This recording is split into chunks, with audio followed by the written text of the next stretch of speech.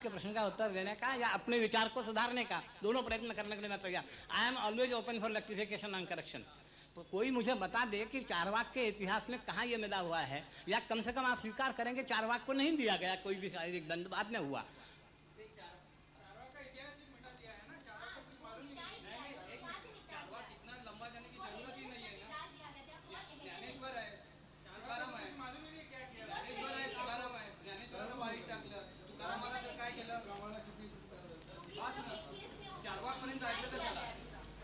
मैं इस आक्षेप से सहमत नहीं हूं कि चारवाक का इतिहास मिटा दिया गया है, क्योंकि चारवाक को आप कृपा करके शांति से विचार कीजिए।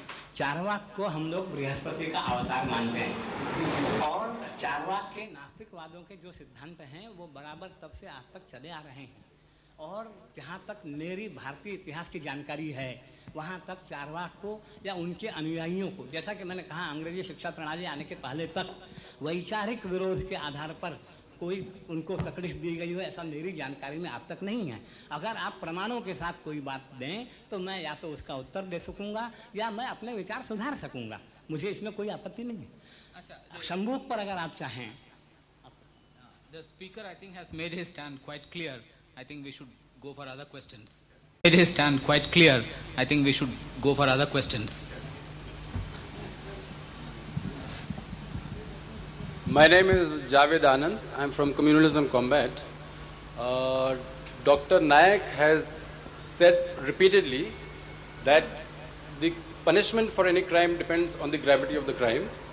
And he has specifically talked about the American state and once about the Indian state, and saying for treason, if any official of the government of India, employed by the government of India, or any official employed by the government of the United States reveals the secrets of the states which compromise the integrity and sovereignty of that state, then he should be punished to death. And is there anything wrong in that? Or there has to be some punishment that follows. That is my impression.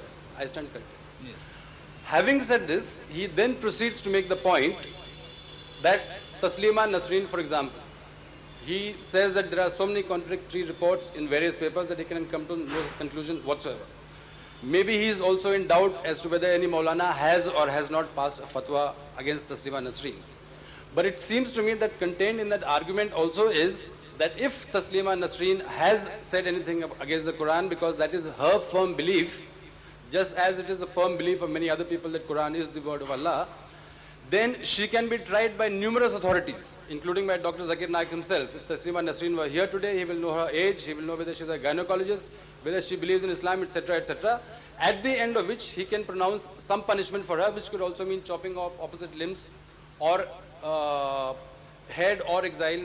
Those four options is given. Now, if there are to be many centers of jurisdiction, I mean many people, whether it's a mullah or a pandit or a Shankaracharya or a pope or whatever it is, who can simultaneously decide what crime for what punishment, then I have a question. I come from the district of Allahabad, from a village in Allahabad, where there's a mosque in which I have prayed for many years during my years. I know for a fact, most of us Muslims know for a fact, as also the Hindus of the village, that in that mosque on the outer boundary there are statues which could only have come from some temple or another. If some Pandit from my village in Allahabad decides that a temple was destroyed here a few hundred years back or whatever it is, and for that crime, that Pandit sitting in that village decides that the Muslims of that village be killed, and all the Hindus killed, all the Muslims, or as many Muslims as they can, is there something wrong with it? Is this what he's suggesting? If he asks, please repeat the question, it is going to be very difficult. Well, I'll summarize it. Can there be many centers? Can there be many centers of decision making in terms of what constitutes crime and what is punishment? Brother, thank you for the short speech. In your short speech, you have asked at least 10-15 questions, if not more. Whatever I can remember, one question, that's it. So all the previous thing is nullified. If I don't answer, don't blame me. Because they misquoted me saying that the Indian government can punish her to death. I didn't say that. Punishment. What punishment? Depends upon the law of the government. Coming to your second part. You said that even Dr. Zakir Naik can call her here, can ask her age, can ask her profession, and you said it in very beautiful. Fine, no problem. Please let me complete my answer. I gave you enough time to pose the question. Enough time, please give me opportunity to answer. And even Dr. Naik can sentence her to death or cut off her limbs, etc. No, Dr. Zakir Naik cannot. Dr. Zakir Naik cannot. I don't have the authority. I can give a fatwa. Please let me tell you what's the meaning of fatwa. Again, you may not be aware of the word. Arabic word fatwa means opinion.